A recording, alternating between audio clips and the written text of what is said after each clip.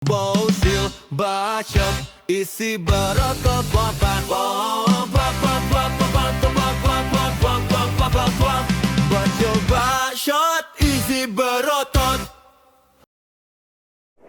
Halo guys, welcome di podcast aku Bocil Bacot Isi Berotot. Hari ini kedatangan narasumber yang hebat banget. Narasumbernya ini dia jauh-jauh datang dari Amerika buat ke podcast ini dan kerjanya pun hebat banget. Langsung aja kita sambut Ko Julio sama Halo Ryu. Halo Ryu. Ini bocil bacot apa lagi? Isi Berotot. Isi berotot, mantap juga. Keren, Ya. Keren. Ko Julio kan sama Civalen kan aku lihat kan kalau Ko Julio kan ada bisnis Iya, ekspor. bener. Kalau Civalen kan skincare. Bener. Kan Ko Julio sama Civalen udah mapan gini kan, udah punya Iya. supercar, udah sukses, terus sempat pindah ke Inggris, terus ke Amerika. Kenapa sih Ko Julio sama Civalen berani gitu pindah dari Indonesia ke negara lain buat kerja? Sebenarnya kenapa berani pindah ke luar negeri? Pertama karena itu mimpi waktu kecil. Jadi dari kecil mungkin sama lah seumur Ryu. Aku tuh entah kenapa pengen, karena kan nggak punya uang ya hari itu ya, nggak kayak hari ini sosial media bisa kita main dapat uang dari situ. Jadi emang benar-benar kita ngerintis dari bawah, cari cara gimana pun cari uang tuh sebanyak mungkin. Nah akhirnya aku berpikir kayaknya aku pengen banget untuk keliling dunia terus punya bisnis di seluruh dunia. Jadi awalnya tuh kayak gitu, akhirnya aku modal printing terus aku taruh di pajanganku gitu di tembok kamarku.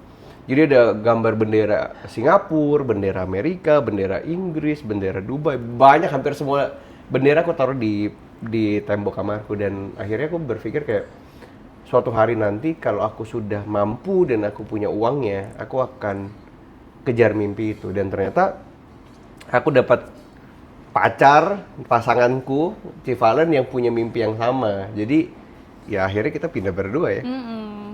Gitu. Oke. Nah, kalau gitu kan Ko Julio bilang kan Ko Julio sendiri ada mimpi untuk bisa buka bisnis di seluruh dunia. Apa sih yang bikin mindset Ko Julio pas masih kecil itu Kayak gitu ya? mindset mau bikin bisnis gitu, kenapa? Nah, aku juga berpikir hal yang sama. Kenapa bisa kan? Sedangkan lingkunganku tuh bukan lingkungan yang bisnis dan bukan lingkungan yang tanda kutip punya Mimpi lah ya. mimpi untuk ke luar negeri ya. Nah, tapi ada satu hal yang akhirnya aku percaya, ada yang namanya calling. Jadi namanya calling dalam hidupmu, bahwa setiap orang itu memang mereka dipanggil secara berbeda. Asal kamu tuh sadar dan kamu berani untuk kejar itu. Nah, di sisi lain, aku entah kenapa ya, aku berpikir kayak mimpi aja setinggi mungkin selama itu gratis. Toh kalau misalnya gratis kan nggak salah kan, kecuali misalnya suruh mimpi tinggi-tinggi bayar, mungkin aku nggak akan mimpi setinggi itu. Tapi karena itu gratis, aku ngerasa bahwa aku mau coba explore di hidup ini semua hal termasuk sampai negara lain. Nah itu yang akhirnya membuat aku jadi sangat-sangat berambisi sih. Tapi pada akhirnya aku sadar kenapa aku bisa kayak gitu, karena itu calling sih ya, panggilan hidup kayaknya. Gitu. Tapi Coach Civalen nggak tahu. Coach Civalen juga akhirnya ikut-ikutan aku juga nih dia. Iya juga ya. Iya, aku pindah, dia pindah. Oh ya, awalnya pindah ke Inggris, dari Inggris ke Amerika itu kenapa Ko Julio sama Civalen mau pindah? Awalnya aku yang ngajak dia pertama kali ke Inggris karena aku kan pengen sekolah formulasi skincare lagi kan. Aku dulu sempat ambil course formulasi skincare di Inggris. Terus aku kayak di tahun berapa ya kita ya? 2024 ya? Aku langsung bilang, ayo kita langsung pindah ke Inggris karena Random aku pindahnya dua minggu. H-1 mingguan. 2 minggu lah ya. Hampir 2. Kan ngurus dokumen Tapi nggak nyampe segala 2 macam. minggu. Tapi kita kebut lah 2 minggu itu, terus kayak, ayo kita ke Inggris.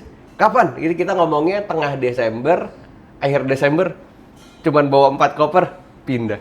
Nah, Bukan jalan-jalan lo pindah. apa yang bikin yakin banget untuk pindah ke Inggris sampai cuma butuh waktu seminggu untuk pertimbangan? Apa ya? Iya, emang kita orangnya seberani itu ya. Karena kayak udah banyak lah ya kita ngerasa belakangan terlalu di zona nyaman sih ya. Jadi kita kayak ngerasa kayak kita harus ngelakuin sesuatu lagi. Nah mungkin kita pikir kayaknya ini saatnya untuk kita ngeraih mimpi kita untuk kayak bisa ke luar negeri dan bikin bisnis. Terlalu nyaman lah intinya di Indonesia ini. Terlalu nyaman di Indonesia. Karena coba ya nih buat Rio tahu berdasarkan data ya. Katanya orang yang punya penghasilan 100 juta sebulan itu tuh 1% dari populasi Indonesia. Populasi orang di Indonesia. Katanya, yang punya 1 miliar katanya 0, sekian. Artinya ketika kamu punya uang yang cukup gitu ya, kamu tuh saya udah nyaman di Indonesia, mau ngapain tuh udah bisa. Tapi pada akhirnya kita sadar bahwa bukan itu lagi yang kita kejar. Dulu kita dari hidup di bawah, kita ngerasa pengen punya uang. Pas udah punya uang, kita ngerasa ternyata nyaman pun bukan sesuatu yang terlalu menyenangkan untuk kita. Jadi kita pikir kayaknya yang seru dalam hidup tuh prosesnya ya, ngejar lagi. Makanya kita berpikir Merintis lagi. Merintis Bener lagi. kan? Kita kan ke luar negeri merintis lagi. Iya, seru kan? Seru. Cuman ya di luar negeri. Tapi waktu pindah ke Amerika, itu ada nggak sih kayak hal yang di luar prediksi dan kaget? Ya kayak apa sih yang bikin kaget? Culture-nya Iya, gitu-gitu ya. culture shock tapi di dunia bisnis di Amerika. Oh, wah mantep ya Rio Banyak ini kali, pertanyaannya. iya. Keren Hebat ya Rio ya. Iya. Tapi sebenarnya kalau ditanya culture shock, pertama mungkin kita berekspek, karena waktu di Inggris kita ngelihat bahwa kita tuh cuma jualan ke British people gitu ya. Tapi waktu di Amerika kita ngejual ke banyak banget jenis orang. Ada yang Latino, Hispanic, ada Mexican, terus ada Asia juga African, banyak. Asian gitu-gitu. Jadi banyak sekali orang-orang yang sebenarnya kita jadi ngelihat bahwa kayaknya kita nggak bisa nih jualan bisnis hanya dijual kayak secara umum gitu. Memang benar-benar kita mesti lihat target marketnya siapa dan lain-lain. Nggak kayak di Indonesia buka bisnis ya semuanya kan orang Indonesia. Kalau di sana kan Yang udah kita kenal lah yang ya. udah kita kenal. Kalau di sana kan kita ngelihat lagi, oh culture Korean beda sama culture-nya orang Spanyol, beda lagi dengan orang Mexican. Nah itu yang akhirnya kita ngerasa kita cukup shock, kaget terus lah ya. cukup kaget, dan kita jadi belajar lagi sih, Oke. pelajarin satu-satu lagi. Nah, kenapa tapi kan di Indonesia kan juga banyak tipe-tipe orang, kenapa nggak milih jualan di Indonesia aja? Pertama kalau kamu jualan di Indonesia ya, Mm-mm. kalau dia kan skincare. Karena aku pengen ngebawa skincare aku kan kayak go global gitu. Nah tadinya kita sebelumnya menjajaki satu-satu Rio, kayak kita ke Malaysia, ke Singapura, ke Vietnam.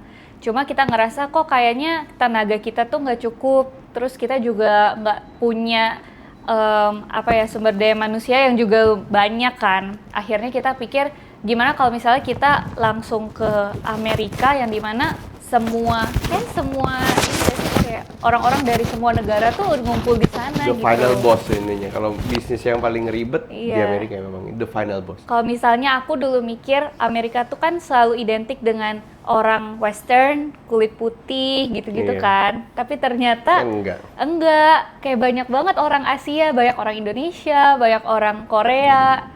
Jadi kita shock di situ sih, kayak wah unik banget ya ini negaranya gitu. Oke. Jika dibandingkan kalau jualan di Indonesia dan Amerika itu lebih sulit yang mana sih? Amerika Oh sih iya. jelas. Makanya aku bilang Amerika itu the final boss. Misalnya let's say kamu punya bisnis, kalau kamu mau conquer one country, the final boss itu di Amerika. Karena kompleksitasnya, distribusinya, perpajakannya, and all those things itu sebenarnya memang di sana sulit. Iya. Tapi Yang kalau aku bikin shock juga sebenarnya, Rio udah pernah ke Amerika belum sebelumnya? Ke Amerika belum sih. Nah, aku kan dulu pikir, oh Amerika tuh kayak New York, terus LA, itu kan kayak oh ya udah dekat gitu. Ternyata dari New York ke LA aja 7 jam. Terus yang tuh udah kayak Jakarta, Jepang. Terus aku kirim barang, kayak aku mau cepet nih. Aku kirim barang ke teman aku dari LA ke New York. Itu kayak kemarin kita kirim $100 3 hari itu $100 lebih. Jadi kayak hampir 2 juta, ya, hampir ongkos 2 juta. kirimnya ya 2 juta udah kayak Jakarta, Iya. Jepang. Jadi emang sebenarnya akhirnya Kayak shock banget aku. kita ngeliat kompleksitasnya segitunya. Jadi kita belajar bagaimana efisiensi distribusi dengan kita bikin bilangnya apa ya, kayak warehouse di tengah, di Texas, kita bikin warehouse di West, di LA, di California, pokoknya yang kayak gitu-gitu lah. Cuman kalau dibilang enakan di Amerika atau di Indonesia, sebenarnya di Amerika itu enak karena kamu dapatnya dolar. Jadi once kamu dapat dolar, Gede kalau di Indonesia. jadinya gede banget. Nah, tapi kalau kamu di Indonesia, memang uangnya kalau kita bicara secara kurs nggak akan lebih kuat dari dolar, tapi penetrasi barangmu kalau kamu launching itu tuh akan lebih cepat lakunya dibanding di Amerika. Karena kan kamu ngerti gimana cara main bisnisnya, gimana strategi marketingnya, orang-orangnya, jadi lebih mudah. Cuman pengiriman juga udah oke banget udah ya gampang. sistem pengiriman di Indonesia kan. Free ongkir bisa sampai Papua, misalnya Iya. jamu kamu nih kirim ke Papua sampai Bisa. ujung Papua bisa. Tapi kalau di Amerika nggak bisa kayak gitu. Nah makanya sebenarnya once kamu udah bisa ngerti semua di Indonesia dan kamu ngerasa kayaknya aku udah cukup deh di Indonesia, ya boleh sih untuk ekspansi ke luar negeri. Siapa tahu cap nyonya ada di Amerika. Iya. Ya mau sih, gimana itu kok Caranya. bantunya. Siap. Pasti rame loh. Aku yakin. Orang Amerika suka jamu. Balik lagi. Sebenarnya gini, kalau di Indonesia, kamu tuh bikin bisnis yang bilangnya apa ya? Yang kamu tahu kan gini, bikin bisnis tuh ada dua. Pertama kamu create market atau kamu following demand kan. Kamu lihat apa ada demandnya makanya kamu bikin, kamu upgrade. Nah di Indonesia dulu dua hal ini tuh bisa nih, kayak misalnya kamu create produk terus nanti demandnya ada, bisa dulu. Tapi sekarang karena semuanya bermunculan, akhirnya kamu jadi bingung mau bikin apa lagi yang baru. Karena udah nggak ada lagi yang baru di Indonesia. Semua tuh udah cuma ikut-ikutan doang. Kecuali misalnya kamu nih jamu gitu kan, yang dulunya misalnya tradisional, sekarang kamu bikin lebih punya kelas, lebih punya nilai. Nah di Amerika kamu tuh masih bisa bikin create produk yang dimana kayak iya, bikin aja. Meskipun marketnya nggak ada pun, kamu bikin aja. Nanti ini yang sebenarnya nanti bakalan jadi kamu, bilangnya apa ya, bakalan bisa rame lah intinya ya, meskipun mungkin belum ada pasarnya. Nah di Amerika tuh bisa kayak gitu. Oke. Banyak orang kan mikir Amerika itu kan negara untuk menuju kesuksesan nih. Menurut Ko Julio, Bener kan? relevan nggak sih? Hmm. Mitos atau fakta gitu? Menurut kamu mitos fakta? Fakta ya? Itu fakta. Karena faktanya banyak teman-teman kita yang di Amerika itu banyak yang sukses ya. Teman-teman dari Indonesia. Oh iya, bener. Awalnya cuman nyuci kamar mandi, nyikat kamar mandi, sekarang mereka itu milioner. Jadi bisa sekali. Jadi ya dari nyikat terus sekarang punya restoran 5, terus rumahnya udah kayak istana, mobilnya banyak gitu. Bisa aja. Coba kalau misalnya di Indonesia kita balik gitu ya, belum tentu. Dari sikat WC tiba-tiba bisa jadi miliarder kan belum tentu. Karena cara gamenya beda. Kalau misalnya di sana kan nggak pakai ngonten pun bisa naik pelan-pelan gitu, karena ekonominya supporting. Tapi kalau di sini kamu harus tetap ngonten, harus tetap punya personal branding dan lain-lain supaya kamu tuh dikenal gitu. Nah, kan Ko Julio bilang kan bisa kaya tuh nyikat WC doang. Kenapa Ko Julio nggak mau jadi kayak gitu aja di Amerika? Nah, makanya aku yakin aku bisa jauh lebih kaya dari itu. Karena aku starting point-nya nggak dari sikat WC. Jadi, Ya tapi mungkin kalau misalnya teman-teman kita yang starting point-nya dari bawah banget di Amerika, karena di mungkin mereka ya di Indonesianya dari muda ya, misalnya lulus SMA terus langsung ke sana. Amerika kerja, jadi belum ada experience. Belum ada experience bisnis, Bener. belum ada mindset bisnis itu seperti apa. Jadi belajarnya di sana. Tapi kalau kita kan udah bawa dari sini gitu kan. Dan kita udah punya pengetahuan gimana caranya pertama manage finance, manage pajak, makanya kita bikin. Di Amerika tuh ada 51 negara bagian dan setiap negara bagian ini punya perpajakan yang berbeda. Jadi sistem yang berbeda akan menghasilkan result yang beda. Nah, kita tuh ngerti gimana caranya kayak main catur gitu. Oh, bikinnya di sini, distribusi di sini, jualnya ke sini, bla bla bla bla bla. Makanya dalam waktu kurang dari 1 tahun ya, kita punya growth di bisnis di Amerika juga udah kencang sekali. Nggak kayak harus di spending 15 tahun di sana. Gitu. Makanya ya cukup beruntung lah ya, cukup beruntung. Oke. Realita keras tentang bisnis di Amerika tuh apa sih kok? Waduh. Banyak sih ya sebenarnya. Di sana ngeri banget sama ini ya, legal things ya. Iya. Jadi kayak misalnya kalau di sini kan nggak pernah kita lihat di billboard kamu jalan di jalan tol kayak hubungi pengacara ini, nggak pernah ada kan.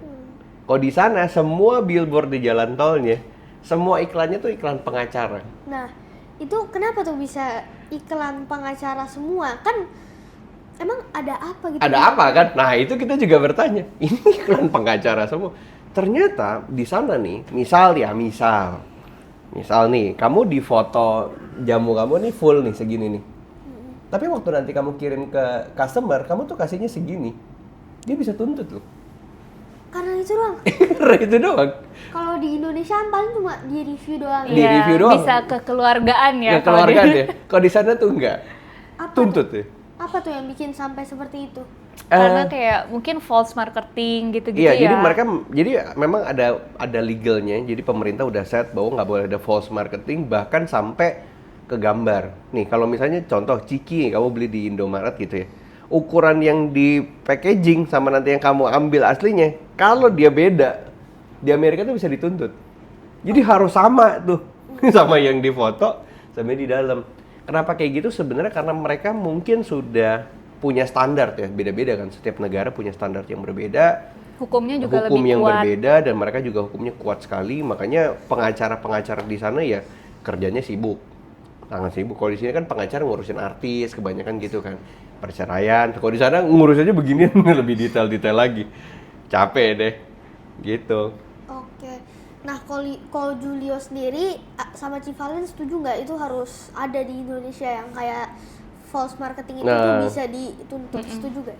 Sebenarnya setuju, cuma kayak emang kalau aku pribadi ngelihat culture di Indonesia kan sangat kekeluargaan ya. Iya. Kalau misalnya contoh kita jual barang terus kayak oh ini nggak sesuai sama fotonya segala macam. Mungkin kalau sebagai seller bisa oh ya aku kirimin yang lain lagi deh, mau nggak? Nah mungkin orang Indonesia kan oh ya udah Ya nggak udah, nggak apa-apa gitu. Tapi kalau misalnya setuju atau enggak sih setuju ya. Setuju, supaya nggak ada mereka yang bisa tanda kutip bermain curang. Karena nggak mungkin dong mereka menjualnya apa, dikirimnya apa, itu kan sebenarnya akhirnya jadi mencurangi konsumen kan. Jadi ada perlindungan konsumen. Di sini memang ada, tapi nggak sampai Sekuat itu juga sekuat ya. itu. Nah aku sih pengen itu ada supaya para seller, para business owner mereka juga benar-benar tahu apa yang mereka deliver ke konsumennya. Jangan sampai mereka cuma janji-janji palsu tapi di konsumennya ternyata nggak dapat yang sama. Oke. Itu. Nah, Ko Julio sendiri ini sama Civalen pernah nggak sih di Amerika mengalami seperti itu, kayak di gambarnya segede ini, pas nyampe segede ini, pernah nggak? Nah, untungnya sebelum kita mulai, kita pelajari dulu kan semuanya. Tapi kalau kita sebagai konsumen belum pernah ngalamin ya. Iya sih, kita sebagai konsumen belum pernah ngalamin karena mereka udah lebih aware sama hal-hal seperti itu dari sisi seller, tapi dari kita sendiri sebagai business owner di sana kita juga udah belajar Hati-hati. dan kita udah konsul banget sama lawyer, attorney, semua hal-hal yang terkait dengan perlindungan konsumen. Jadi kita waktu deliver bener-bener udah nggak boleh kayak di sini ya sebenarnya Iya, ya. betul. Kayak iklannya apa segala macam. Jadi emang ada aturan-aturan itu. Nah, kita harus follow the rules meskipun mungkin kadang-kadang kebiasaan kita di Indonesia tuh pengennya berlebihan ya. Pengennya wah gitu, cuman pas nyampe sana sabar. Gak boleh sabar. Nanti kita jadi masalah lagi di sini gitu. Dari Ko Julio sendiri emang kenapa milih bisnisnya ekspor, dan kalau Civalen Kenapa milih skincare? Kalau aku mungkin karena kan aku dulu awalnya bukan ekspor, aku tuh awalnya jualan ini arang buat tukang sate. Kalau kamu makan sate itu kan ada arangnya pokoknya. Kenapa milih arang? Karena yang aku temui saat aku masih muda tuh produknya itu. Jadi aku bukan tipe yang milih-milih produk, mungkin sama lah kayak Rio. Mau ini nggak mau ini, mau ini nggak mau ini. Aku bukan tipe yang kayak gitu. Aku tipe apapun yang aku lihat di depan aku kerjain sekuat tenaga. Nanti habis itu aku improve. Nah dari yang jualannya arang, akhirnya aku ngeliat kayaknya arang ini kalau cuma dijual di Indonesia, aku nggak bisa kaya nih. Tapi kalau aku modifikasi sedikit, aku jual ke luar negeri, aku kaya nih. Nah ternyata bener, di umur 18 tahun aku udah bisa dapat $1 juta. Dari ekspor? Dari ekspor. Kan hampir 20 miliar kan di umur aku 18 tahun. Nah abis itu aku ngerasa kayaknya industri ekspor menarik ya. Akhirnya aku dalami lah dunia tradingnya. Ekspor ini, apa yang aku bisa bawa dari Indonesia, aku jual keluar. Ternyata aku jatuh cinta dengan bisnis itu. Nah kalau Civalen, ya sebenarnya karena skincare. Ya, awalnya aku jerawatan. Ya, beda dia. Terus aku kayak riset, terus akhirnya aku kuliah formulasi. Ya udah aku bikin skincare sendiri. Mungkin kayak Rio, kenapa Rio pilihnya bisnis jamu coba? Aku pengen tahu Mirip dong. sama Civalen karena awalnya aku sakit. Nah, aku dikasih obat dan aku main sering sakit. Obat kan ada efek samping yang kurang baik ya. Iya. Nah, makanya dikasih jamu, sembuh sih, tapi aku nggak suka karena rasanya tuh pahit. Jadinya aku tanya ke mama papa, ada nggak jamu yang enak saya tanpa rasa pahit. Nah, karena aku bilang gitu, mama papa bilang jadi bisnis peluangnya besar. Iya, bener. benar. Keren ya. Iya, apalagi di Indonesia kan rempah-rempahnya banyak, produknya juga bagus-bagus, dan belum ada yang explore sampai segitunya. Nah, kalau kamu bisa explore satu Indonesia, bahkan misalnya masuk Malaysia, Singapura, Amerika. Iya, dulu aku jerawatan, terus aku juga minum, selain skincare, aku juga minum jamu. Aku minum kayak temulawak gitu, terus sembuh. Nah, Mungkin bisa tuh Rio. Tapi si Valen tertarik nggak sih untuk bikin bisnis di Amerika gitu, Harlette-nya? Iya, sekarang Oh, aku udah lagi jalanin sih pelan-pelan untuk Harlette. Kalau misalnya yang di Indonesia sama di sana kan bedanya mungkin dari segi kayak formulasi kan harus beda karena cuaca kan. Jadi aku reformulasi ulang tuh. Nah, makanya sekarang lagi ke sana ya. Lagi Gitu. coba jalanin. Nah, kalau buat Ko Julio sama Ci Valen, kan pasti kan ada SDM-nya kan. Iya. Nah, perbedaan SDM di Indonesia sama Amerika apa, dan lebih prefer yang mana? gimana? Kalau Lebih milih yang mana? Sorry. ini sebenarnya plus minus sih ya. Gimana bilangnya ya? Kalau misalnya kita bicara bilangnya apa ya? Yang padat karya, artinya yang memang benar-benar dikerjain sama tangan orang. Sebenarnya aku masih prefer di Indonesia. Karena mereka memang dari dulunya sejarah negara ini berkembang, memang mereka adalah orang-orang yang demen dengan kerajinan. Jadi mereka emang hebat-hebat gitu loh. Tapi memang agak sedikit kurangnya adalah mereka ini kurang disiplin. Jadi nanti habis kerja nanti ditinggal, ntar pergi ke saudaranya. Karena di Indonesia kan sangat-sangat kekeluargaan, jadi mungkin bisa seperti itu. Nah, di Amerika untuk hal-hal seperti itu tuh mahal dan harus tersertifikasi. Misal kamu kan punya restoran nih, jamu ini, terus tiba-tiba pipa wastafelnya bocor. Kalau di sini kan panggil tukang di depan langsung dibenerin kan. Kalau di Amerika tuh nggak boleh. Yang kerjain harus yang punya sertifikat. Dan ngerjain pipa bocor aja itu harganya $3.000. $3.000. Itu 50 juta hanya untuk benerin pipa bocor.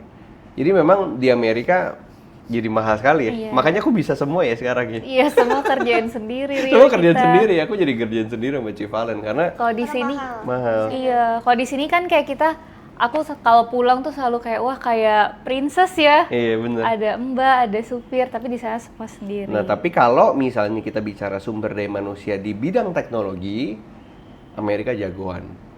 Karena memang mereka berkembang dengan teknologi, Indonesia berkembang dengan sumber daya alam. Jadi memang punya dua skill yang berbeda. Gitu. Oke. Dari sisi kecepatan bisnis itu lebih bagus yang mana? Untuk dieksekusi lebih cepat, Indonesia atau Amerika? Oh, jelas di sini ya. Jelas di sini sih. Jelas di sini. Dan aku ngerasa kalau dari sisi kreatif juga di sini Lebih sangat kreatif. cepat ya, lebih kreatif, lebih berkembang lah ya Karena dibanding Amerika. di Amerika itu mungkin setelah Perang Dunia Kedua, Amerika itu jadi negara nomor 1. Nah, mereka jadi merasa apapun yang mereka lakukan itu tuh udah cukup. Jadi mereka nggak perlu improve.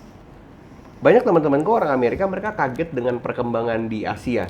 Salah satunya Indonesia. Mereka lihat kayak, aku kira temanku yang dari Amerika datang ke sini, aku kira Indonesia tuh terbelakang. Waktu dia datang ke Jakarta, dia datang ke Pantai Indah Kapuk, sampai kaget mereka. Ada ya, klub kayak gini ya, kayak tempat makan segede gini, tempat hiburan sebesar ini, mereka tuh kaget. Karena ternyata waktu kita tinggal di LA, nggak ada yang lebih besar dari klub-klubnya di Pantai Indah Kapuk ya. Jadi memang sebeda itu. Cuman orang Amerika merasa mereka tuh nomor 1 selama itu, jadi apapun yang mereka lakukan tuh udah cukup. Nah, kita karena mulai dari bawah, jadi kita tuh modifikasi, berkembang, berkompetisi, akhirnya kita makin lama makin bilangnya apa ya? Jadi makin kreatif dan makin lebih punya konsep dalam bikin bisnis. Kalau mereka di sana nggak begitu. Oke, kan Ko Julio bilang kan Indonesia ini kan katanya kan bener-bener berkembang banget ya. Dan kayak Ko Julio bilang Indonesia tuh mau berkembang terus. Nah, kenapa Ko Julio nggak mau stay aja di Indo dan ikut berkembang aja? Oke, good question. cara aku ngebangun Indonesia adalah dengan apa yang aku lakukan hari ini. Karena di industriku nggak ada satupun orang yang bisa, maksudnya belum bisa sih bisa ya, cuman belum ada yang lewatin path-nya aku. Saya contoh gini, aku kan fokus banget dengan kekayaan alam Indonesia, sama kayak kamu. Kalau kamu kekayaan alam Indonesia jadi produk FMCG, fast moving consumer goods, jadi F&B. Kalau aku jadi komoditas, karena kalau misalnya contoh nih, kamu di dalam ini apa bahan bakunya? Si warisan nyonya ini.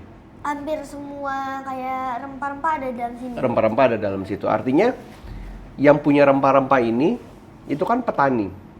Nah, kalau petani ketika dia nanam, dia tuh kalau dia panen nih Rio, sekali dia panen tuh bisa 100 ton, 200 ton, 300 ton, jumlahnya tuh banyak. Kalau kita harus habiskan barangnya mereka supaya mereka ini bisa punya uang, harus berapa banyak gelas yang kamu jual? Banyak banget. Jutaan mungkin. Jutaan. Apakah Rio bisa jual jutaan? Pasti bisa. Tapi mungkin ada prosesnya. Membutuhkan waktu. Butuh panjang. waktu. Tapi kan mereka masalahnya keluar terus nih barangnya kan. Jadi disitulah bagianku. Aku ambil dulu semuanya, aku jual ke luar negeri. Supaya mereka tetap hidup. Jadi cara aku membangun Indonesia sama kayak Rio. Bedanya Rio membuat produk, kalau aku menjual hasil mereka langsung ke luar negeri. Biar sama-sama mereka punya uang. Nah, itu aku. Kan kalau Julio kan ngambilnya banyak terus bawa ke Amerika kan. Nah, gimana cara ngebawanya, ngeekspornya? Terus gimana cara ngomong untuk yang punya brand yang mau diekspor? Iya, Dan juga iya. gimana cara ngejualnya di Amerika tuh? Nah, kalau aku untuk barang-barang kayak gitu, aku nggak semua jual di Amerika. Karena di Amerika kan aku ada jualan furniture. Cuman yang kayak gini-gini aku jualnya ke seluruh dunia. Nah, cuman kan aku nggak mungkin jualan sendiri kan. Karena aku tuh sulit banget satu orang kayak, wah ngomong ke banyak orang. Akhirnya aku bikin komunitas. Jadi aku ngajarin teman-teman yang di daerah untuk mereka punya kemampuan berjualan, bisa cari pembeli di luar negeri, bisa ngobrol sama pembeli di luar negeri, cara nego-negoan harga. Jadi aku bener-bener ngajarin mereka cara bisnis. Nah, sekarang aku punya komunitas tuh banyak banget Rio. Satu Indonesia aku punya. Nah, mereka akhirnya menjadi orang-orang yang membantu orang-orang lain di sekitarnya.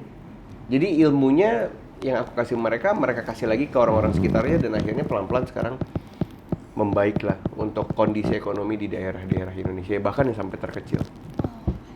Dari sisi peraturan untuk bisnis itu lebih gampang di Amerika atau Indonesia? Di mana tuh?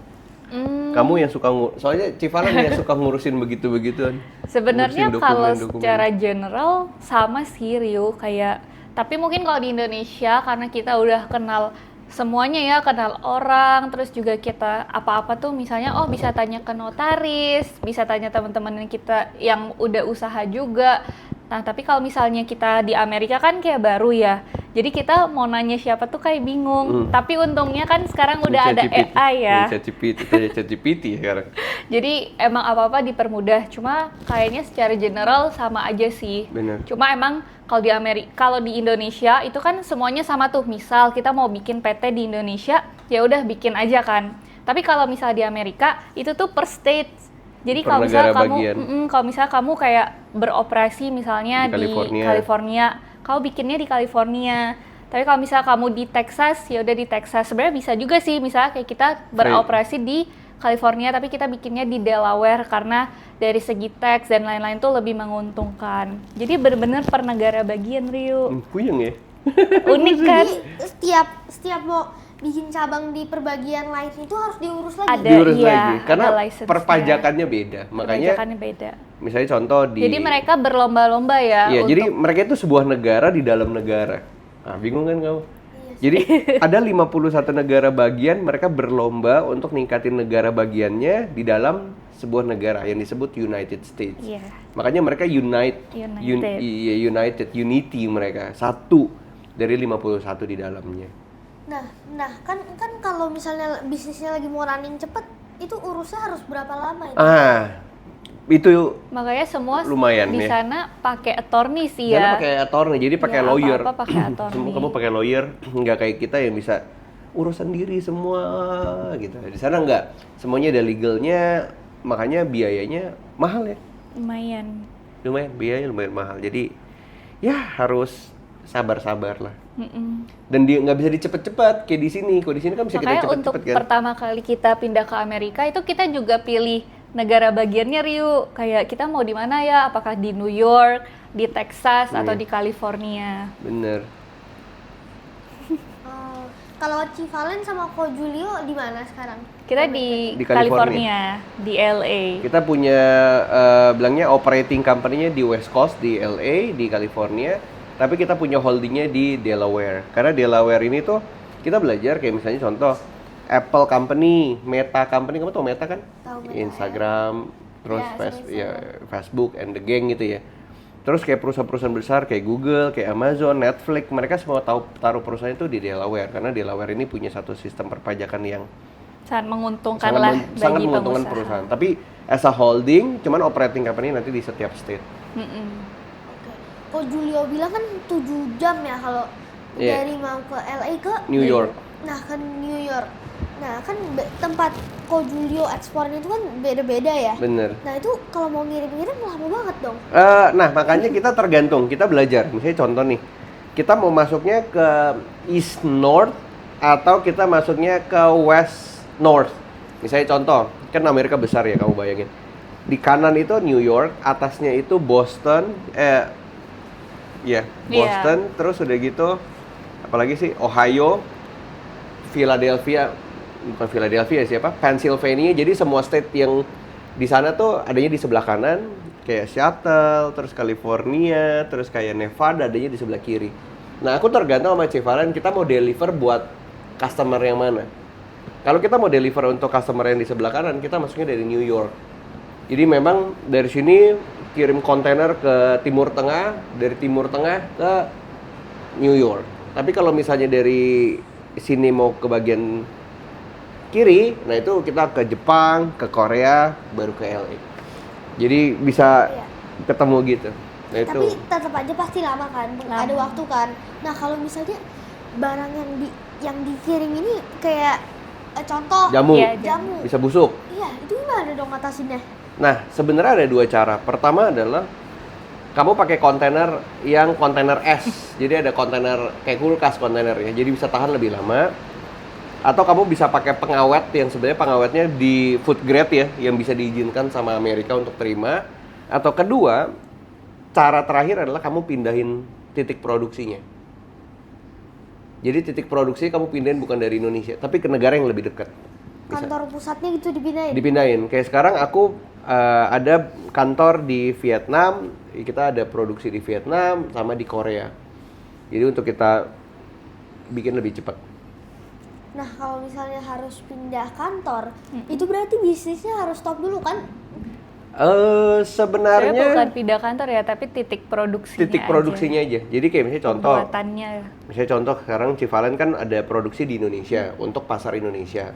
Nah untuk pasar Korea dan nggak Korea ya, untuk di Amerika kita produksinya juga sekarang udah mulai pindahinnya ke titik Korea. Karena Lebih cepat. Korea Amerika itu jaraknya cuma 2 minggu nyampe, tapi kalau dari sini Amerika itu bisa 1 bulan, 1 bulan setengah, bisa 2 bulan. Gitu. Jadi emang titik produksinya kita pindah-pindahin. Seru ya? Seru sih. Seru kan bisnis kayak gitu? Nanti kamu kalau misalnya udah makin ngerti, wah kamu bikin bisnis lebih seru kayak gitu tuh Rio. Nah, tapi Ko Julio sendiri ngatur waktunya gimana? Kan itu kan ribet kan? Banyak lah yang harus diurus. Itu gimana bagi waktunya? Agak susah sih memang. Apalagi sebenarnya. time zone-nya kebalik-balik ya sebenarnya ya. Time zone di Indonesia Amerika kan selisihnya 15 jam. Ya kayak kita malam di sini kerjaan-kerjaan di sana, kita malam di sana kerjaan-kerjaan di sini, tapi pelan-pelan kita udah mulai coba bilangnya apa ya, hiring profesional. Jadi orang-orang yang memang jago di bidangnya, terus mereka punya skill untuk manage orang juga di bawahnya, terus mereka bisa achieve bilangnya apa ya, target-target yang dikasih, jadi udah lebih gampang sih.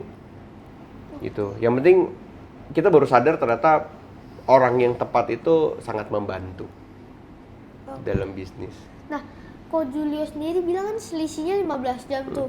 Ko Julio pernah nggak sih lagi mau urus sesuatu pagi-pagi, di sana ternyata malam. Waduh, sering Sering. banget. Nah, terus akhirnya ketunda dong, nggak jadi. Enggak, kita gaspol ya. Kayak misalnya Iya. kita ada meeting penting di Indonesia tapi harus jam 3 pagi tuh di Amerika. Gak tidur. Bangun. Kalau nggak, ya kalau pilihnya cuma dua. Kalau nggak tidur sampai jam 3 terus kita tidur jam 4, atau ya kita tidur sampai bangun jam 1 pagi terus udah siap-siap buat meeting jam 3 pagi kita udah standby. Emang resiko tapi menyenangkan. Oke. Kok Julio sendiri awal-awal ngelakuin itu stres atau enggak? Aku ya banyak stres ya. Si Valen ya stres. Kenapa tuh? Karena jam tidurnya sih Ryu, kayak aku di sana dari pagi sampai sore kan kerjain banyak hal. Nah, terus udah sore di sininya di Indonesia kan pagi tuh. Jadi kita di sana Jadi malam. tim aku udah banyak yang Bangun. chat-chat aku, terus kayak nanya-nanya mau meeting. Jadi aku kayak gak tidur tuh sampai jam 1 pagi. Iya, nanti bangun lagi jam Nanti 7 bangun lagi buat jam kerja 7. lagi, kerja di Amerika sampai sore, malamnya kerjaan Indonesia sampai pagi, sampai subuh. Memang ya, hidup Jadi- tuh berat ya. Jadi tidurnya berapa jam dong? Tidurnya Wah, kita cuma- pendek-pendek sana iya, ya. Kayak 4 jam. Cuma 4 jam. Tidur. Tapi udah pelan-pelan udah mulai kita Iya, adjust ya. Jadi Adjust, emang ya. akhirnya kita ngerasa bahwa kan nggak bisa gini terus. Jadi banyak momen di awal-awal kita udah langsung pilih kita hiring lagi orang-orang yang profesional, orang-orang yang memang jago di bidangnya. Akhirnya kita udah mulai delegasi dan kita udah punya waktu tidur yang agak sedikit lebih panjang ya. Meskipun ya belum full seharian kayak di sini ya. Di sini bisa seharian. Sabtu Minggu tidur seharian. Kalau di sana nggak bisa. Nah, Kok Julio sama Civalen kapan balik lagi ke Amerika? Akhir bulan ini. akhir bulan ini. Akhir bulan ini nggak ekspor lagi? Sebenarnya sih udah pindah, tapi untuk kayak urusan pengiriman dan lain-lain tuh sebenarnya udah ada orangnya. Jadi kita udah nggak perlu pikirin. Paling yang kita pikirin tuh sebenarnya lebih ke distribusi, terus kita pikirin ke marketing, terus kita bikin collab. Sekarang kan kita harus collabnya sama influencer Amerika kan. Nyari lagi orangnya, nggak kayak di sini. Kalau di sini kan kita tinggal kenal kan, oh ini temennya ini temennya itu. Kalau di sana kan kita bukan siapa-siapa ya. Jadi kita yang harus approach lagi satu-satu, ngobrol lagi, collab lagi kayak gitu-gitu. Jadi Kok emang Julio banyak. emang ekspor apa sih? Aku ada Dan jualan. kalau- Kenapa? Aku ada jualan furniture. Nggak, yang Kok Julio ekspor apa? Itu furniture. Oh, furniture. Oke. Biasa kalau misalnya Kok Julio itu, aku kan masih agak orang awam lah di ekspornya. Aku mau nanya nih, kalau misalnya Kok Julio nyari influencer di Amerika buat promosiin, yang dipromosin brandnya yang diekspor atau company ekspor? Oh. Oh. Kalau dulu Kalau dulu company-nya ya. Kalau dulu kamu kan ekspornya apa ya, jualnya tuh kayak Trading. barang trading lah ya. Kalau dulu kan aku trading. Jelasinnya gimana? Jadi nggak ada brandnya dulu yang aku jual. Oh, nggak ekspor barang orang doang. Iya. Jadi kayak barang orang aku tradingin, aku beli misalnya harga 10.000 1 kilo, aku jual 12.000 1 kilo. Aku beli 20.000, aku jual 22.000. Jadi aku untungnya 10%. Tapi emang udah dari 2 tahun, dari 2024 ya? Iya, aku udah mulai Bikin bikin produk brand. sendiri dan lain-lain. Cuman ya sekarang, bilangnya apa ya? Masih konsepnya belum retail langsung kayak kamu nih jualan langsung ke orang. Kalau aku masih kayak distributor dulu. Oh, Jadi kayak deliver ntar mereka yang jualin. barang yang di Indonesia biasa aja, tapi pas Kok Julio ekspor ke Amerika itu malah best selling banget dan orang-orang pada suka tuh apa sih? Kalau aku karena jualannya furniture, jadi masih belum bisa dibilang apa ya best selling yang gimana. Karena aku masih ada distributor kan. Tapi aku ada punya satu studi case yang kamu bisa pelajari. Kayak misal nih ya, meja kayak gini. Ini harganya tuh di Indonesia $60 atau 1 juta. Di Amerika harga meja ini bisa 40 juta. Meja kayak gini doang? Meja yang sama. Nah, yang bikin bisa kayak gitu apa? Pertama brand, kedua ekonominya. Ekonomi Amerikanya memang support orang-orang itu untuk sanggup beli meja ya dengan harga 40 juta untuk tipe yang kayak gini. Sebagai yang udah tinggal lumayan lama ya, Kok Julio sama Civalen di Amerika, Indonesia itu udah ketinggalan berapa tahun sih dibanding bisnisnya Amerika ini, perdunia bisnis ini? Ada. Uniknya enggak ya? Uniknya Indonesia tuh nggak ketinggalan. Menurut kita sih. Menurut kita Indonesia tidak ketinggalan sama sekali. Jadi malah aku ngerasa Indonesia tuh maju. Iya. Lebih maju dia dibanding di Amerika.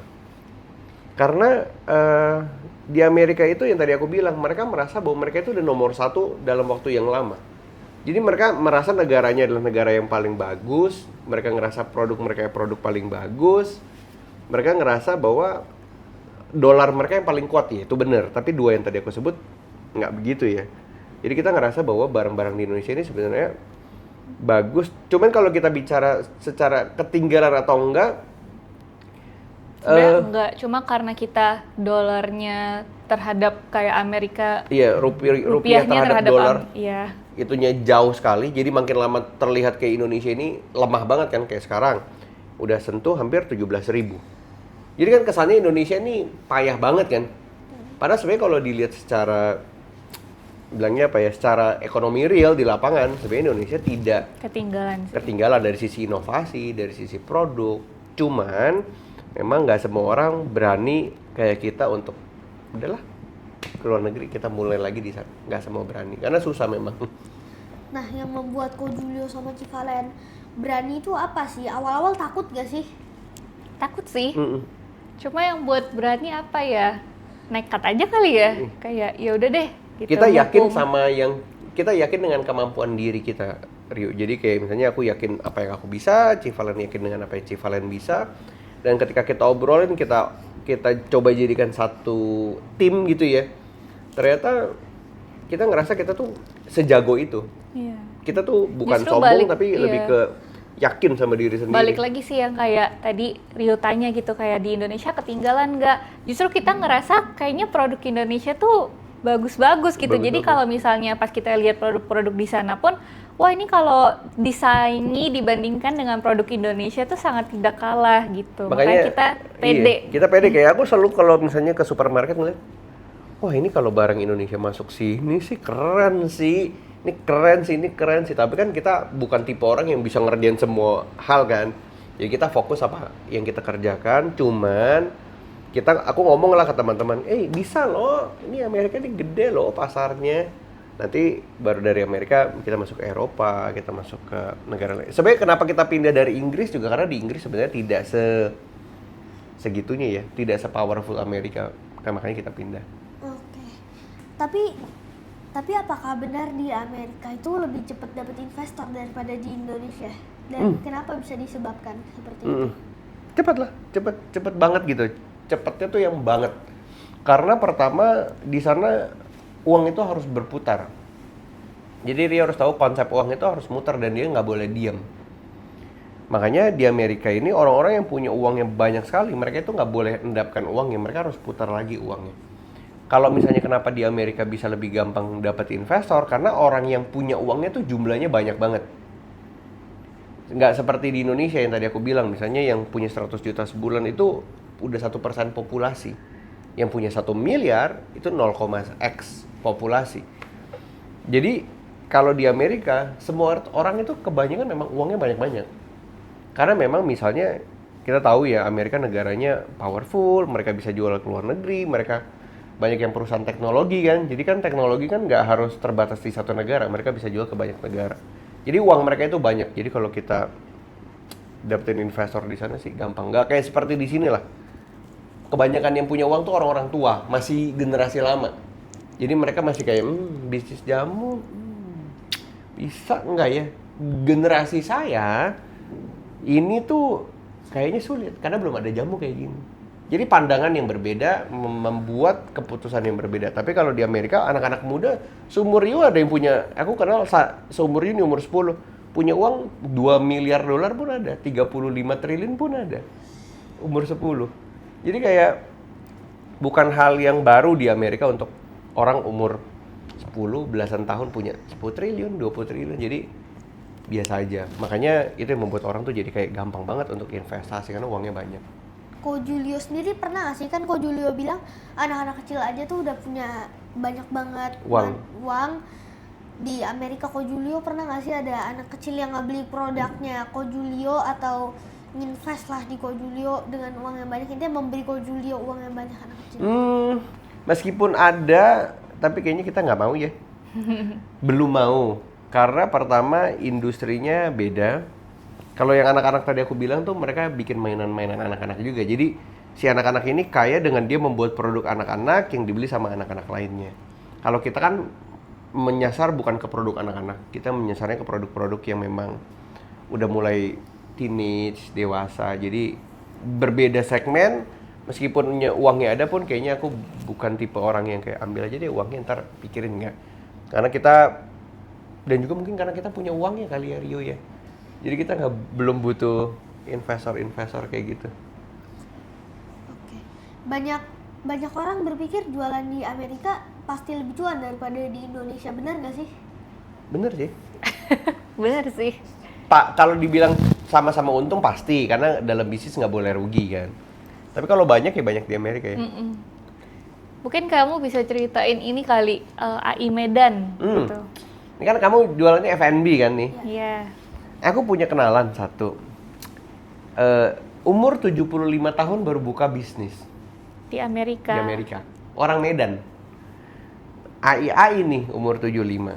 Terus sekarang dia umur 80, baru bisnisnya 5 tahun.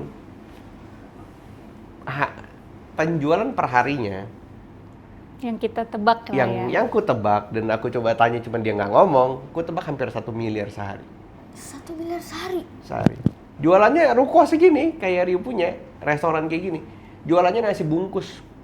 Itu setiap hari pasti ada yang beli rukonya. Bukannya dari Bukanya dari jam 9 ya. Senin, Pokoknya bukanya cuma 4 hari 4 seminggu. hari. 4 hari seminggu, sehari 1 eman. 1 hari 1 miliar. Jualannya nasi bungkus. Coba jual nasi bungkus di sini. Bisa nggak dapat 1 miliar sehari?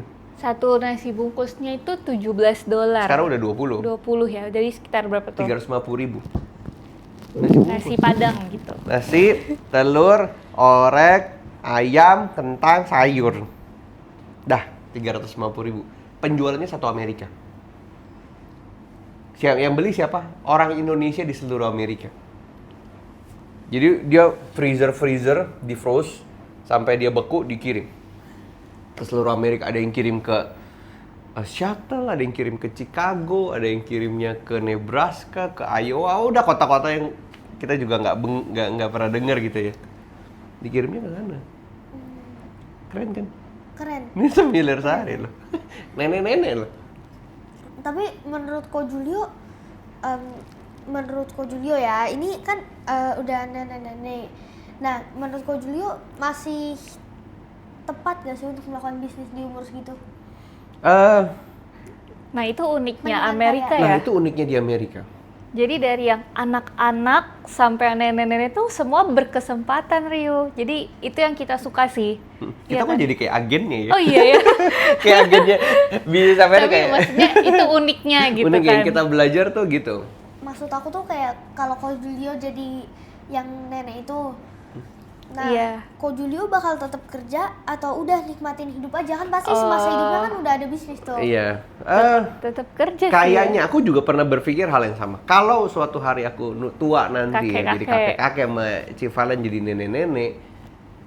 Nah itu, karena aku dari saat ini, dari muda, aku tuh udah siapin bisnis di seluruh dunia.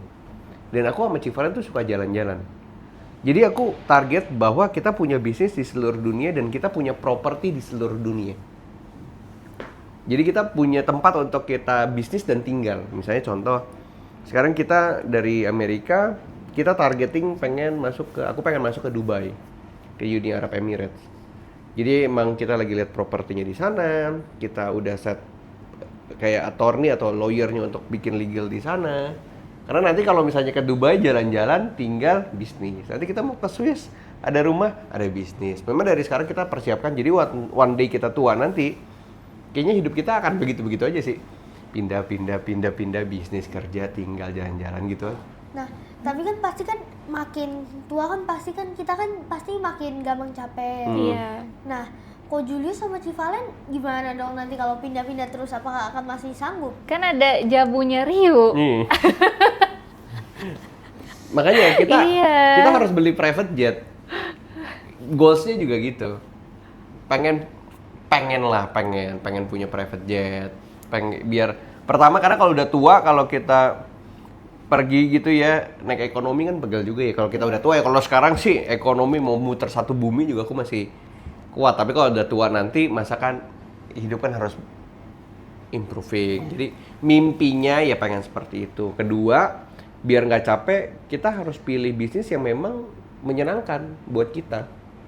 Jadi emang kita harus senang dengan bisnisnya, kita harus senang dengan pekerjaannya. Jadi waktu kita pindah-pindah pun kita nggak merasa jadi beban ya. Kayak sekarang aku bolak-balik sama Erika sama Civalen 26 jam bolak-balik. Civalen kemarin bulan kapan? Bulan lalu ya? Desember ya. Desember, Civalen dari Amerika balik ke sini cuman meeting 1 minggu, pulang lagi ke Amerika. Pulang lagi ke Amerika. Kok bisa kuat gitu? Apa Apa ya? nggak sakit gitu? Enggak sih ya. Iya, suka dia soalnya. Emang suka jalan-jalan Suka gitu ya? traveling. Suka travelingnya, Suka traveling. dan juga tadi aku bilang waktu di sini ada bisnis, waktu pulang ke sana ada bisnis. Iya. Gitu, jadi seneng. Kalau Julio bilang sama Civalen kan juga pengen punya private jet. Nah, waktu itu aku sempat lihat postingannya Civalen, itu naik pesawat, kok kayaknya itu udah kayak private jet, bisa bawa doggy dan pesawatnya sepi tuh. Iya, karena ternyata di Amerika, kenapa kita punya mimpi private jet Rio? Waktu kita pergi ke salah satu bandara private, jadi ada private airport di sana. Pas aku masuk, aku lihat, ini private jet banyak banget. Mungkin 100 ada kali. Berjajir private jet 100. Ini siapa yang kerja kompe private jet banyak banget? Akhirnya ketika aku cari-cari siapa orangnya, terus aku lihat bisnisnya, kayaknya bukan suatu hal yang sulit untuk kita bilangnya apa ya? Kita dapatkan gitu loh. Karena kita ngerti caranya, kita ngerti gimana bisnisnya dan lain-lain ya. Jadi aku ngerasa iya kayaknya dia bisa, aku bisa. Aku tuh tipe yang kayak gitu. Masa dia bisa 24 jam sehari, aku nggak bisa? Gitu, jadi ada mimpi-mimpi kecil lah yang aku pengen aku achieve dalam hidup. Kayak main game lah, hidup kan kayak main game, Rio. Achieve satu, checkpoint kayak gitu. Kalau Civalen sih sebenarnya dia nggak yang kayak gitu-gitu sih. Dia bodo amat sih sebenarnya sih. Iya, aku yang seru-seru aja Ryu. Dia mah nggak peduli gitu-gitu, cuman aku yang pengen. Karena kalau aku kan suka anjing kan. Bener-bener, kamu suka nggak kalau kayak? Jujur, aku benar-benar suka binatang dan kebetulan kemarin aku Iya. baru beli binatang baru. Apa? Aku beli burung. Oh, beli burung. Burung apa itu? Burung lolohan. Wah, apa ya itu ya? Burung Baru halus dengar. bayi. Dan aku juga suka anjing. Aku ada anjing, ada 2. Anjing apa aja Ryu? Michael sama Chihuahua. Oh, Lucu banget. gitu ya. Aku binatang ada lumayan banyak. Banyak ya. Nah aku juga, aku tuh pecinta binatang banget kan. Terutama anjing karena aku tuh orangnya kayak suka down gitu-gitu ya. Suka stres. Iya suka stres. Tapi anjing tuh yang kayak ngebantu aku gitu. Nah makanya kalau mimpi aku sendiri sih aku pengen punya shelter anjing gitu. Pengen punya shelter kan udah ada bisnis, terus suka keliling-keliling. Nanti kalau nggak kurus gimana? Nanti ada manajemennya. Jadi Kira-kira kapan mau bikin? dalam waktu dekat ya. Kemarin Doain aja sih ya. Kemarin Cuma kita udah makanya lihat-lihat kita harus tempat. kayak cari uang yang banyak kan Ryu. Karena kan kita harus nolong-nolong binatang-binatang yang terlantar kayak anjing, kucing yang terlantar di jalan kan. dan kita sebenarnya nggak pengen yang buka donasi. Iya. Kita mau pakai uang kita sendiri. Jadi benar-benar uangnya harus banyak banget. Makanya Civalen tuh kalau uangnya banyak dia akan buangnya kayak gitu sih. Ya aku juga, cuman ya adalah kalau aku mimpi cowok kan pengen ini, pengen itu kan. Ya kalau Civalen nggak perlu lah nih. Dia cewek nggak demen gitu-gitu kan. Tapi Civalen itu punya jenis apa sih? Banyak Ryu, aku punya Golden. golden. Terus poodle ada 2. Golden 2. Iya, golden 2, Maltese. Terus kalau kita yang di Amerika itu Cocker Spaniel. Cocker Spaniel. Jadi itu siapa banyak. yang ngurus? Sekarang dititip ke temen. Iya. Makanya kita harus pulang karena mau jemput anjing kita. Iya, udah kangen. Udah kangen. Alasan pulangnya cuma kangen sama anjing. Oh gitu. Jadi benar-benar suka binatang ya. Suka banget. Tapi cuma anjing doang yang pelihara. Sejauh ini sih iya ya, karena aku punya apa sih kayak experience ya. Civalen tuh punya emotional attachment sama anjing di saat dia lagi stres, depresi. Tapi kalau ketemu anjing semangat lagi. Jadi Iya. Aku pernah Ryu dulu sakit 3 atau 4 bulan ya. Sakit benar-benar kayak tiduran di ranjang terus nggak bisa bangun. Jadi waktu aku seumur Ryu mungkin, jadi nggak sekolah aku 3 bulan. Terus tiba-tiba aku sembuhnya tau nggak kenapa? karena ada saudara aku bawa anjing ke rumah. Terus anjingnya tuh gonggong, aku nggak bisa bangun dari tempat tidur. Tapi di hari itu aku bangun, terus aku nyamperin anjingnya gitu. Aku jadi nggak tahu main. kenapa. Cuman dia Bisa tuh. iya, bisa ya. Makanya Civalen tuh sama anjing tuh kayak wah gini. Aku juga dog lover, tapi Civalen yang lebih kayak wah gini. Iya, terus aku sembuh. Sampai guru aku kaget kayak, kok kamu bisa sembuh ikut ujian? Karena waktu itu kenaikan kelas gitu. Gara-gara anjing doang. Bener. Sakit apa emang sampai 3 bulan? Aku dulu malaria dulu. Cuma karena aku dulu tinggalnya kan di kampung Rio, jadi nggak punya rumah sakit gitu. Jadi kayak dirawat di rumah, terus kayak diinfusnya pun kayak sama mantri gitu loh. Jadi nggak ada kayak dokter yang proper. Mamanya Civalen pada saat itu nggak bolehin gitu main sama Guguk walaupun lagi sakit. Boleh, tapi kan waktu itu nggak expect kan, karena aku selalu di kamar terus tidur di ranjang gitu. Jadi waktu itu anjingnya tuh di luar rumah, terus dia kayak di halaman gitu, terus dia gonggong. Nah pas aku dengar aku kayak langsung bangun terus aku lari. Aku juga nggak tahu kenapa. Bentar, ini lari tiba-tiba. Iya tiba-tiba, kayak Tiba-tiba bisa ajaib. berdiri. Iya, ajaib ya. Terus sembuh. Emang ini Civalen tuh ini apa? Kayaknya jadi Makanya itu mungkin panggilan aku dewi sih. anjing ya. Konsumen di Amerika itu lebih loyal atau lebih gampang meninggalkan brand sih? Kayak tergantung industri ya. Iya. Tapi kalau so Tapi far yang kita lihat, behavior manusia kayaknya sama aja ya.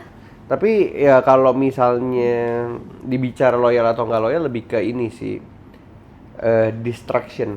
Artinya di Amerika tuh nggak banyak distraction, jadi orang udah beli satu brand, ya dia beli brand itu aja. Tapi kalau di Indonesia dibilang apakah dia loyal, dia loyal aja. Cuman karena TikToknya sekarang udah happening, terus udah gitu kontennya udah banyak banget, produknya udah banyak banget, jadi kayak ya susah sih kalau dibilang di sini saat ini loyal atau enggak ya. Tapi di Amerika ya so far lebih ini sih, lebih loyal di Amerika menurutku ya. Menurutku lebih loyal. Menurut Ko Julio sama Civalen tuh modal yang realistis untuk memulai bisnis ekspor tuh berapa? Kalau aku sih, saya bisa sih kayak nih balik lagi ya. Sebenarnya nggak cuma di ekspor sih. Dalam prinsip hidupku, kalau dari 10 hal, 1 sampai 10 dari yang paling penting sampai yang nggak penting, mungkin modal itu nomor ke-8 atau ke-9. Jadi nggak penting-penting amat sebenarnya. Karena kalau misalnya hari ini aku ketemu orang random gitu di jalan, aku kasih uang dia 1 miliar, coba bikin bisnis. Ya, 3 bulan bangkrut. Karena dia nggak ada tekniknya. Iya, karena dia nggak punya kapasitas untuk mengelola uangnya sebesar itu. Tapi kalau misalnya orangnya ngerti cara ngejalaninya, bisnisnya, uang tuh bisa jadi nomor belakangan. Misal nih, Rio hari ini nggak punya modal, tapi Rio yang hari ini adalah Rio yang hari ini. Skillnya tetap sama, personal brandingnya tetap sama, tapi nggak punya modal. Pasti banyak banget orang yang kayak, Rio aku punya modal, mau bikin bisnis gitu. Jadi sama aja kan, mau bisnis itu ekspor atau enggak, mau F&B atau enggak. Ketika orang itu dipercaya punya skill yang jago, kemampuannya oke, bisa ngejalanin bisnisnya, modal sih jadi nomor terakhir sih menurutku. Tapi kalau misalnya tadi kan kita bicara Amerika ya, kalau misalnya ditanya butuh modal berapa sih buat bisnis di Amerika, pastinya butuh sih. Kalau itu, nah kalau miliaran lah ya. itu beda level lah kalau itu.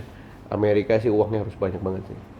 Uangnya harus banyak banget. Nah, tapi kalau misalnya di Amerika nih modalnya udah banyak, bikin Iya. bisnis, apakah tetap bisa sukses? Beda sama Indonesia. Nah, belum tentu juga. Belum tentu juga Nah, sih. kalau misalnya bangkrut gimana dong? Habis pulang ke Indonesia. Cari lagi.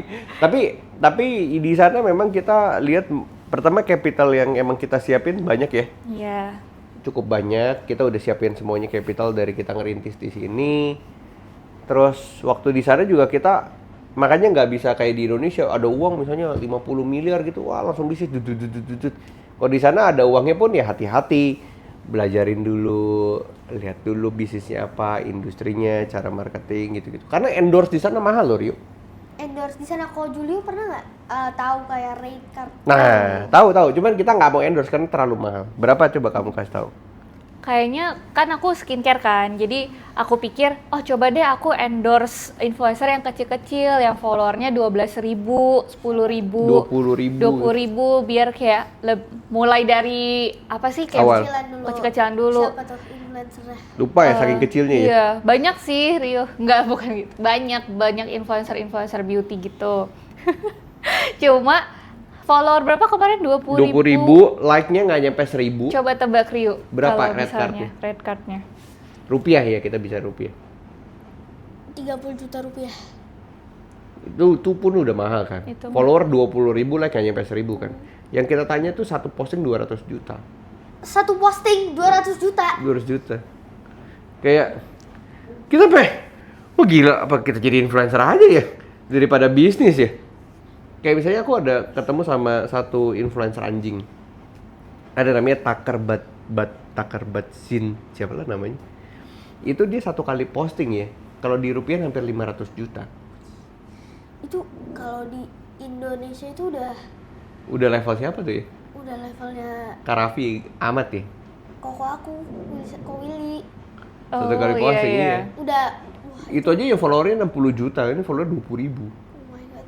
Kenapa ya yang bisa sebeda itu ya? Mungkin kalau di mata uangkan ke rupiah Nah, itu itu kan jadinya jadi besar. mahal. Ya, tapi kalau misalnya di Amerika mungkin itu kecil ya. Iya. Mungkin biasa lah. Mungkin oke, iya. Mungkin biasa, tapi kalau kita kan datangnya dari Indonesia Sama ya. mungkin kalau aku kayak nilai dari sisi bisnis gitu ya, aku sebagai pengusaha skincare, kalau misalnya aku endorse orang yang apa sih kayak marketnya di US gitu tuh, mungkin lebih mahal sih memang. Bener. Iya kan? Karena harga produknya jadi lebih mahal, kamu jualannya juga untungnya mungkin lebih banyak. Karena dia dapetin audiensnya tuh global Rio. Kalau bisa kita kan konten di Indonesia dapat audiensnya orang Indonesia kan. Tapi kalau konten di Amerika dapat audiensnya tuh global. Tapi kan ada yang bilang kalau misalnya kita posting contoh kayak di Amerika kita posting saat subuh di Indonesia tapi di Amerika lagi siang, jam istirahat kerja. Nah, kita bisa dong masuk marketnya Amerika. Bener nggak? Tergantung sama ini sih, tergantung sama deliver pesan di kontennya. Kontennya. Apakah konten kamu pakai bahasa Inggris, Relate gak sama relate di nggak sana? dengan orang di sana? Ada sih aku lihat kayak beberapa creator dari Indonesia yang Marketnya emang orang- marketnya orang orang US. Keren sih mereka. Udah mulai boleh tuh sebenarnya buat orang-orang yang ngelihat ke sana tapi startingnya dari konten. Tapi ya pasti prosesnya lebih lama ya untuk dapat view-nya. Si Valen sendiri mau akan mencoba nggak sih untuk masuk marketnya US? Sebagai apa ini? Pengusaha Influencer. Creator. content creator ya. Udah mulai coba Rio, jadi aku udah mulai collab sama influencer di sana dan marketnya udah lumayan dapet Dapet, ya iya. orang US. Tapi aja tuh yang udah emang pelan-pelan sih. Tapi ya. di sana influencer Amerika ya nggak ada real American ya. Maksudnya dia Masih dia tinggal Asia Half juga. dia tinggal di Iya. Amerika, dia warga negara Amerika tapi dia datangnya dari Kazakhstan, dia datangnya dari Filipina. Malaysia juga ada. Dari Malaysia. Jadi orang Amerika tuh nggak ada yang asli Amerika, Rio. Nggak kayak orang Indonesia. Orang Indonesia kan asli Indonesia kan. Di sana tuh semua pendatang, Kebanyakan pendatang ya. imigran, semua tuh kayak gitu. Tapi sorry. Ya nggak apa-apa. Tapi mereka jadi warga negara Amerika. Iya. Tapi apa? Kenapa mereka milihnya Amerika gitu? Karena memang ekonomi yang paling kuat sih. Kayak misalnya contoh nih, kamu jualan botol kayak gini nih, ini berapa harganya? Ini 25.000. 25.000 kan. Di Amerika kamu bisa jual $20. 350.000. Lumayan kan? 350.000 segelas ya. Segelas. Iya. Itu kan membuat kamu jadi kalau sebagai pebisnis dan punya kemampuan untuk pergi ke sana, kamu jadi tertarik kan? Nah, semua orang berpikirnya hal yang sama. Tapi apakah realitanya sama? Segampang yang dibayangkan? Tidak segampang Tidak yang dibayangkan. Itu yang membuat beda. Makanya orang banyak yang pergi ke sana pulang lagi. Ternyata hidup susah. Kalau kita karena kita udah pelajarin dulu dan kebetulan juga aku bisnisnya sebelumnya udah ekspor impor, jadi nggak gitu kaget sih waktu dapat kejadian-kejadian kayak gitu. Menurut Ko Julio, berapa persen sih orang yang berhasil belajar ekspor? Nih, dulu ya, aku punya total anggota komunitasku 1,4 juta orang. Banyak kan, 1,4 juta. Aku nggak tahu nih sebenarnya berapa yang berhasil, karena kan aku ngajarinnya yang Pokoknya kelihatan sekontainer aja, satu kontainer, kamu tahu kan kontainer yang sebesar itu. Aku tuh pernah ngedata dari komunitasku, ada 2.000 kontainer yang keluar. Kalau satu kontainer, anggaplah mereka jadi tim gitu, 2 orang, berarti kan ada 4.000 orang yang berhasil dari 1,4 juta. Ini tuh berarti success rate-nya Rio, itu cuma 0,3%. 0,3. 99,7-nya bukan gagal tapi belum berhasil. Tapi meskipun nilainya 0,3% yang berhasil di komunitasku, nilai transaksi ekspornya itu tuh 400 miliar sebulan. Jadi hampir 5 triliun setahun. Hanya untuk success rate sih 0,3. Jadi aku ngelihat bukan berapa persen yang berhasil atau enggak, tapi dampak secara ekonominya besar meskipun 0,3. Makanya aku ngerasa Indonesia itu sangat berpotensi. Cuman orang tuh awal ngelihatnya kayak susah nih, makanya nggak mau. Nah, aku sih selalu milih waktu kecil ya, bisnis yang susah. Kenapa tuh? Kan baru mulai, kenapa nggak yang gampang dulu aja biar nambah pengalaman? Karena menurutku yang susah itu yang orang selalu ngerasa kayak kamu nggak mau masukin. Padahal sebenarnya kalau kamu masuk ke industrinya, kamu bisa pecah-pecah jadi hal-hal yang gampang untuk kamu lakuin. Jadi mimpinya besar, kamu breakdown jadi kecil-kecil jadi gampang juga sebenarnya. Cuma kan mereka mikirnya udah susah duluan. Nah kalau susah nggak mau dimasukin, nah biasa aku masuk. Kayak kamu lah sekarang, siapa mau bikin jamu? Kan jamu susah. Iya. Susah nggak? Nggak juga kan? Nggak juga, mindsetnya aja. Mindsetnya aja kan gitu. Kayak Civalen, bisnis skincare lebih susah Rio. Iya, karena Orang kan semua harus jualan ngeraci kan. Iya, harus semua bikin skincare ya. Tapi kenapa kamu akhirnya masuk ke dunia skincare? Mungkin sama kayak Ryu ya, karena Awalnya jerawatan. awalnya iya. Oke. Nah sekarang gantian nih untuk Civalen. Kenapa Civalen itu tetap mau bikin bisnis di Indonesia, padahal kan bolak-balik terus ke Amerika? Kenapa? Kan susah tuh kontrolnya, malah nanti takutnya ada kesalahan Iya. gitu. Banyak sih Ryu yang kayak teman-teman aku yang pengusaha juga bilang, ngapain kamu tinggalin bisnis di Indonesia, kan udah jalan. Nah sebenarnya aku kayak lebih ngerasa, aku nggak ninggalin sih, tapi aku kayak bawa bisnis ini tuh lebih next level. Jadi kayak bukan, aku tinggalin semua yang di Indonesia terus aku pindah ke luar negeri gitu. Tapi aku bawa yang ada di Indonesia ini, highlight-nya, aku bawa ke luar negeri gitu. Jadi kalau Ekspansi ya? iya ekspansi. Jadi aku kayak tetap jalanin sih yang di sini ya. Tetap jalanin karena aku juga ngerasa punya tanggung jawab juga ya sama tim aku, kan banyak kepala yang aku hidupin juga di sini. Oke. Nah, Civalen kan bantuin Ko Julio juga kan. Saat mau ekspansi si Harlem-nya ini, apakah nggak susah? Kayaknya lebih banyak Ko Julio yang bantu aku sih Rio. Ya, kayaknya banyakan kamu ya yang bantu aku. Karena Jadi, Civalen waktu ekspansi kan dia belum pernah lihat pasar luar kan.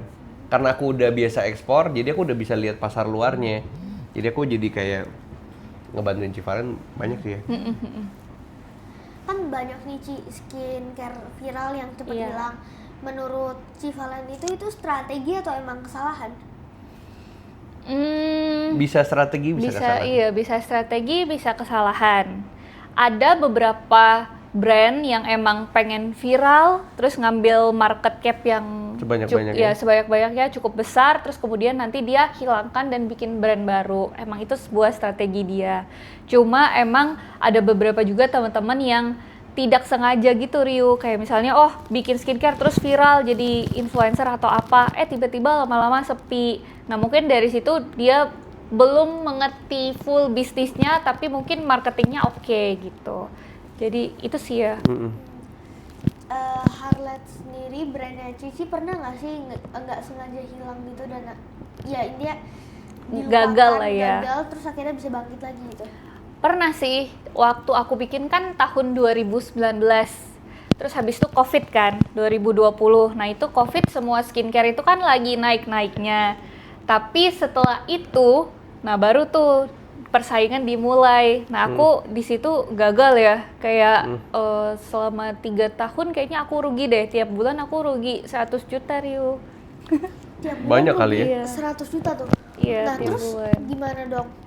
Em, Yang Civalen lakukan biar bisa lebih better lah. Kalau aku dulu kan nggak ngonten. Nah, terus aku ketemu Ko Julio kan. Terus aku dipaksa ngonten gitu. Jadi aku kayak pelan-pelan kasih tahu aja kenapa sih aku bikin bisnis ini. Mungkin mirip-mirip kayak Ryu ya, kayak bikin jamu. Jadi aku ceritain tuh gimana aku proses bikin Harlet dan lain-lain. Nah, itu baru mulai meningkat pelan-pelan gitu. Nah, Ko Julio sendiri kan kelihatannya kan lebih jarang ngepost di sosmed daripada Civalen. Nah, tapi kenapa awalnya Ko Julio yang nyuruh Civalen konten? Dulu aku sering banget ya. Iya, dulu kayak dia lebih rajin deh. Dulu Civalen followernya 10.000, followerku udah 1 jutaan. Jadi emang Civalen itu pemain baru sebenarnya. Cuman sekarang kenapa aku nggak banyak di sosial media? Karena memang yang tadi aku bilang di Amerika itu sulit sih, bisnisnya tuh sulit. Jadi aku ngerasa bahwa waktu ngejalanin bisnis di sana sambil ngonten, sambil ngurusin yang di sini, waktuku tuh jadi penuh banget. Jadi memang harus ada yang aku korbankan sedikit lah. Nah, yang akhirnya aku korbankan ya kontenku, karena kontennya bukan yang kayak bisa generate uang langsung. Jadi menurutku hal yang paling ku lepas duluan, yang ku bilangnya apa ya? Ya aku coba korbankan sedikit adalah yang tidak menghasilkan uang sih. Jadi aku mau fokus yang nyari uang aja dulu, bisnis. Oke. Nah, tapi kan Ko Julio bilang kan mau jadi konten kreator aja. Agak tertarik kan di Amerika kan, karena gede kan endorsementnya. Nah, kenapa Civalen sama Ko Julio nggak lanjutin? Karena emang tujuan kita bisnis sih, Ryu. Karena kalau misalnya ngonten, kalau aku pribadi itu pertama hobi, kayak ya seru-seruan aja kan, kayak bisa ngonten sama teman-teman. Kalau misalnya nanti aku bisa ketemu Ryu, itu aku kayak seneng gitu, bisa belajar juga. Kalau misalnya kalau untuk cari uang, kayaknya kita emang fokus bisnis ya. Iya, karena kan kita bukan konten kreator terus bisnis. Kita kan bisnis dulu, baru konten kreator. Makanya tidak terlalu gimana banget dari sisi konten. Tapi kalau kita udah konten lagi, artinya bisnis kita tuh udah gede. Kalau aku udah konten lagi, berarti bisnisku di Amerika udah gede banget. Artinya aku ngerasa kayak Udah cukup, udah bisa dilepas, udah mungkin udah ada manajemennya, jadi aku udah bisa santai dan aku konten lagi. Atau enggak juga? Atau enggak konten? Atau bisa juga? jadi nggak konten sama sekali, atau aku lebih hilang lagi dari hari ini. Tapi enggak lah, kayaknya aku masih tetap pengen berkarya seru-seruan dan aja. berdampak lah ya. Oke. Menurut Civalen sendiri, faktor paling penting itu dalam mempunyai brand skincare itu formulasi produk, marketing, atau personal branding? Kayaknya harus punya semua ya. Jadi kayak produknya harus bagus, itu udah bare minimum sih. Produk bagus, terus marketingnya juga oke. Personal branding menopang lah ya, menopang supaya penjualannya oke. Tapi paling penting juga mungkin distribusi sih, distribusi produk. Biar orang ketemu produknya Ryu banyak di mana-mana. Sayang kan kalau marketing bagus tapi nggak ketemu barangnya, kan dia nggak beli. Ya. Tapi kan kalau misalnya marketing itu kan utama nggak menurut Civalen? Kan kalau nggak orangnya nggak bisa kenal sama produk kita. Utama juga, cuma kamu juga harus menopang yang lainnya sih. Kayak misalnya marketing oke, tapi produknya jelek. Nah mungkin kan bertahannya cuma kayak 1 tahun viral terus orang udah nggak mau beli lagi gitu. Terus ada juga teman aku yang marketingnya bagus, produknya oke misalnya, tapi ternyata dia nggak bisa jalanin dari sisi distribusi atau nggak bisa bikin inovasi lagi, akhirnya produknya juga mati gitu. Sulit ya memang bisnis ini ya. Kompleks ya. Kompleks. Nah, banyak yang bilang skincare itu kan cuma bergantung sama influencer, setuju gak?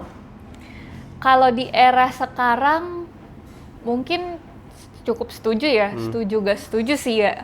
Kayak balik lagi, kalau misalnya influencer itu sangat menopang banget supaya awareness-nya tuh kan banyak. Kayak misalnya Ryu nih viral, akhirnya kan kita tahu tuh, oh Ryu ternyata jualan jamu gitu. Tapi apakah nanti kedepannya orang akan membeli terus-terusan? Nah itu kan harus di-maintain gitu. Nah, menurut Civalen nih, Harlet bergantung sama Civalen karena Civalen influencer atau enggak? Tadinya aku pikir gitu sih Ryu, kayak aku, enggak ya? Iya, aku pikir kayak apa takutnya Harlet bergantung banget ya. Jadi aku pernah coba testing kayak, coba deh aku gak ngonten, Terus aku kan juga live kan, aku gak live. Terus aku coba 3 bulan. Ternyata sama aja ya. Sama aja. Ternyata kayak berjalan cukup oke. Cuma emang kalau tiap kali aku yang nge-boost, itu bakal nge-boost juga ke penjualan gitu. Jadi, tapi nggak banyak juga sih ya. Jadi emang Udah ada marketnya. udah ada marketnya, udah kebentuk aja sih. Oke. Nah, Civalen sendiri kepikiran nggak sih untuk berhenti promosiin Harlet dan konten seperti influencer biasa aja gitu? Sekarang udah mulai ya. Sekarang udah mulai kayak Iya. ngegeser, udah nggak konten yang terlalu harlet, tapi malah konten yang pribadi-pribadi. Terus sama aja sih, penjualan Iya, sama juga sama-sama aja sih. bagus. Mm-mm. Semuanya bagus. Oke. Itu udah enak lah, ya. Bisnis yang udah tanpa founder tuh udah enak sebenarnya. Jadi nggak terlalu melekat, jadi kayak kamu mau bisnis apapun, kamu mau ngapain pun, bisnisnya tetap ramai, itu enak. Iya nggak? Nah, jika produk skincare Civalen ini mau masuk pasar Amerika, yang menurut Civalen susah itu apa sih? Pertama mungkin paling susah menurut aku distribusi sih. Karena pengiriman kayak antar set itu kan jauh-jauh ya. Nah itu pertama. Terus kedua mungkin regulasi. Kan juga kita harus FDA. Sebenarnya nggak harus, tapi aku ngejar FDA biar bisa dijual secara offline juga. Terus apalagi ya? Marketing juga susah sih. Kayaknya semua susah deh. Kayaknya Susah. mulai merintis dari awal lagi sih, Rio. Susah, karena saingannya kamu sama Kim Kardashian, jadi sama Selena Gomez, sama Hailey Bieber, istrinya Justin Bieber, kan kamu saingannya kalau di sini sama influencer biasa kan. Di sana kan kamu saingannya sama influencer yang tidak biasa. Mereka juga punya skincare loh. Tapi Civalen yakin nggak sih bisa jadi number one influencer di Amerika? Number one influencer ya? Kalau influencer, aku belum kepikiran sih Rio. Tapi kalau misalnya secara bisnis, mungkin Masih kita yakin. Karena DNA-nya pebisnis dia. Oh iya, Civalen tuh lebih pengen dikenal influencer atau pebisnis? bisnis sih. Kenapa tuh? Kan awalnya Civalen konten dulu kan? Awalnya aku bisnis dulu, Rio, justru. Cuman ya nggak yang gimana banget ya. Iya, jadi ngonten itu setelah aku punya bisnis. Jadi aku berjalan berapa ya, 2 tahun Baru konten. baru aku mulai ngonten. Nah, Civalen, kesalahan bisnis terbesarnya Civalen tuh apa sih sama Ko Julio? Kalau aku ya, ekspansi terlalu cepat, itu juga salah. Dulu aku berpikir ekspansi cepat adalah sebuah strategi. Ternyata ketika kamu terlalu cepat, kamu jadi bingung sebenarnya mesti ngapain. Yang harusnya mesti bisa fokus dan gedein satu, tapi ternyata belum mentok sampai potensi terbaiknya, kamu buka lagi yang lain. Terus kamu di sini kan punya masalah baru, kamu punya pusing-pusingnya lagi. Jadi kalau aku sih ekspansi terlalu cepet sih. Itu aku belajar dari situ. Jadi sekarang lebih santai, lebih slow, lebih mengerti lah sebenarnya bisnis ini tuh bisa dibawa sampai kemana. Kalau aku hiring terlalu cepat. Jadi aku pikir kayak seperjalanan bisnisnya growth, kita harus hiring yang banyak gitu.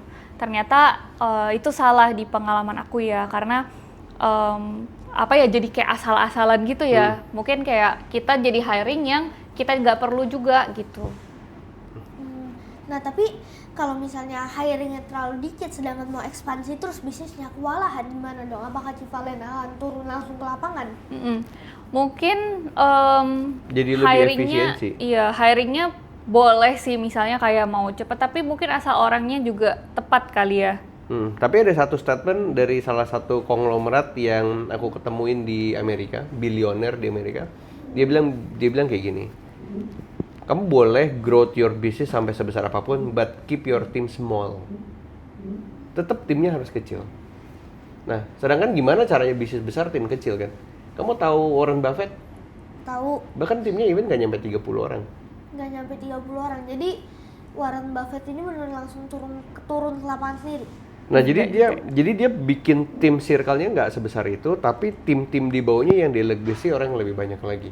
Karena mereka punya dia kan karena perusahaan investment kan. Jadi memang langsung mungkin pegang langsung direkturnya atau owner perusahaannya. Jadi biar kamu nggak hektik. Jadi kamu tuh enak banget karena kerjanya dengan orang yang sedikit. Nah, jadi dengan cara kamu tetap menjaga tim yang kecil, kamu jadi mikir otak gimana caranya biar ini efisien. Apakah pakai teknologi, apakah pakai AI atau pakai apa, biar yang harusnya misalnya accounting, keuangan, nggak usah pakai orang, pakai sistem aja misal. Kayak gitu-gitu sih. Nah, kalau Civalen sendiri sekarang karyawan untuk Harley-nya udah berapa emang? Kurang lebih 30 ya. Hmm. 20 sampai 30 sih. Kalau cabangnya Cabang apa tuh? udah buka di Mana berapa aja? tempat Harley? Oh enggak sih, kita Iya, pakai distributor. Kita pakai distributor. Oh, Jadi- nggak ada kayak shopnya gitu? Enggak. Oh, cuma online. Online, terus Offline? offline-nya juga pakai distributor nanti dia yang sebar ke toko-toko. Jadi partneran. Oh, partneran, nggak ada toko Harley-nya Nggak sendiri. ada. Kenapa tuh? Karena pertama kalau apa ya, kayak kebiasaan orang lah ya. Orang kalau mau beli skincare mungkin pengennya tuh ngelihat banyak brand ya. Bener. Jadi nggak perlu punya toko satu langsung. Terus kedua, Biar orangnya dikit. iya, kedua SKU produknya aku itu sedikit. Mungkin cuma 15. Jadi kalau untuk buka toko kayaknya masih belum ya, sayang banget gitu. Nah, aku mau minta saran nih sama Civalen. Satu saran untuk anak-anak muda semua yang mau bisnisnya global, bisnisnya sampai ke luar negeri, apa tuh, Ci? Kalau dari aku mungkin harus ini ya, kayak berani aja yang penting. Jadi jangan terlalu banyak overthinking, kayak mikirin aduh gimana nanti kalau misalnya aku ngejalan ini gagal, kalau misalnya nanti uang aku habis gimana. Nah, aku tuh selalu ngerasa ya Rio, yang membedakan aku sama orang lain, terutama mungkin kalau misalnya aku coba ngelihat kayak aku misalnya mau partneran deh sama teman aku yang dia profesional, yang kayak kerja dan lain-lain. Nah, mungkin yang membedakannya itu adalah aku tuh nggak takut berinvestasi sama diri aku sih. Jadi kalau misalnya uang aku dipakai buat bisnis, uang aku dipakai buat belajar, aku tuh nggak takut. Tapi kalau misalnya orang lain itu kadang-kadang kayak, aduh nanti aku kalau misalnya belajar atau bisnis tuh kayak dihitung banget gitu. Takut misalnya aku belajar ikut misalnya kelas, misalnya Ko Willy Salim kan bikin kelas kreator tuh. Nah itu kan aku tuh nggak takut buat belajar, kayak oke, aku beli aja kelasnya. Tapi kalau misalnya orang lain itu kadang, aduh nanti uang aku kalau misalnya gagal habis dong uangnya. Padahal kan itu investasi buat diri sendiri gitu. Nah, Civalen sendiri kan ngeliat lagi ada masalah akademi yang itu yang katanya akademinya kurang bermanfaat. Civalen, menurut Civalen tanggapannya apa? Civalen jadi takut nggak nih beli kelas sekarang? Kalau misalnya akademi, aku sih sebenarnya nggak terlalu ngikutin ya Rio, karena kan aku nggak terlalu ikut akademi yang investasi gitu ya. Aku kan lebih kayak lebih self-development, kayak misalnya belajar konten dan lain-lain. Nah, tapi kalau menurut aku selama apa ya, dia tidak apa sih kayak mengajak orang-orang untuk kayak investasi ke sini tuh sebenarnya nggak masalah sih untuk belajar secara teorinya, secara tekniknya bagaimana cara berinvestasi. Tapi kalau misalnya udah mengarah kayak kamu harus kayak ikut yang investasi ini karena sangat menguntungkan. Nah, menurut aku itu agak gimana ya? Tapi kan orang Indonesia demennya gitu, Rio. Iya, aku juga bingung sih.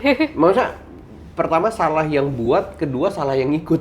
Iya, Dua-duanya salah tuh. salah sih. Dua-duanya salah karena yang ngikut pengen cepet kaya karena diiming-imingi, yang jual juga ngerasa yang beli juga bodoh, bisa dibodoh-bodohi. Jadi pas banget gitu loh. Nah, kebetulan orang Indonesia tuh tidak terima kalau dia juga salah. Karena ya pokoknya semua yang intinya salah adalah yang punya akademinya. Jadi menurutku padahal di kasus ini juga kompleks gitu loh. Juga nggak bisa dibilang siapa benar siapa salah. Tapi kalau tadi Civa yang bilang untuk self development, untuk kamu lebih pintar, lebih apa, sebenarnya sih nggak pernah takut untuk itu. Karena aku belajar pertama kali bisnis itu aku ikut banyak kelas loh, Ryu. Jadi aku ikut, kalau zaman-zaman aku ya, itu yang kayak Tung Desemwaringin. Kamu kenal gak sih?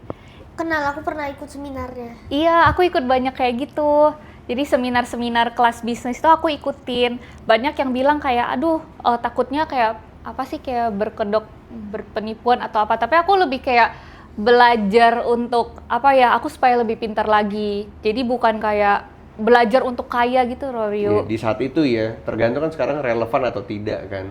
Kalau memang masih relevan ikut, kalau memang kita rasa kayaknya ilmunya udah nggak relevan nih dengan dunia hari ini ya. Kita mungkin cari yang lebih relevan sih. Bahkan di Amerika kita sering banget ikut seminar. Jadi seminar bisnis, seminar personal branding, seminar content creator kita Padahal kita ikutin udah tahu semua. loh. Padahal kita udah tahu, Padahal cuma kita udah kita tahu caranya. pengen belajar dari orang lain aja. Nih. Oke, ini pertanyaan terakhir untuk Ko Julio. Ko Julio kalau harus jujur mendingan bisnis di luar negeri atau di Indonesia, sama buat Civalen juga. Kalau aku ya,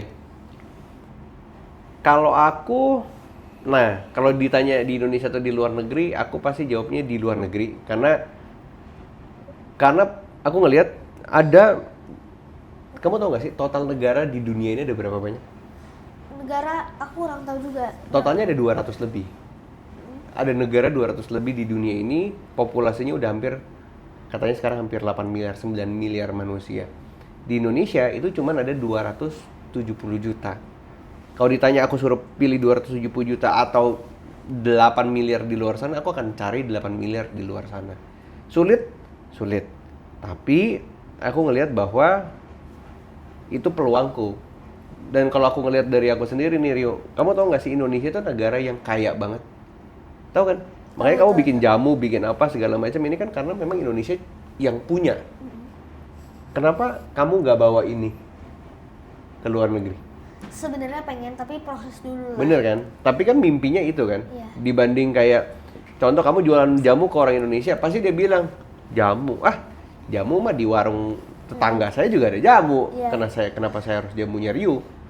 Tapi kalau misalnya kamu bawa jamu ini ke Eropa, dia akan bilang ini jamu satu-satunya yang dia pernah coba dalam hidupnya. Nah jadi aku lebih ngerasa kayak ada potensi untuk bawa barang Indonesia ke luar negeri. Nah itu kalau Civalen, dia juga bisnis di Indonesia soalnya, jadi Kalau disuruh pilih global ya, kayak di luar negeri sih. Tetap. Oke, thank you udah mau datang ke podcast Terima aku ya. kasih. terima kasih ya Rio. Rio ya, terima kasih Thank sudah you. diundang. Ini bakalan jadi podcast yang Ini panjang podcast dibanding pertama kita nggak sih yang kita di tahun ini. Iya di tahun ini. Dan podcast Karena kita baru pulang kan. podcast pertama kita berdua. Wih, jadi pertama kali Berdua, Ko Julio sama Civalen di sini. Ya, Iya. podcast Di berdua. Sama kita baru ngasih tahu kayak Amerika tuh gimana tuh di podcast ini Iya, sih. kita nggak pernah Karena- cerita-cerita iya, kita nggak sama pernah orang. cerita. Berarti ini bermanfaat banget dan harus ditonton sampai Aduh, habis ya. iya, semoga ya. Semoga. Terima kasih. Makasih Thank Rio. you. Thank you semuanya. Sekian dulu aja podcast aku, Bocil Bacot, isi berotot. Dadah.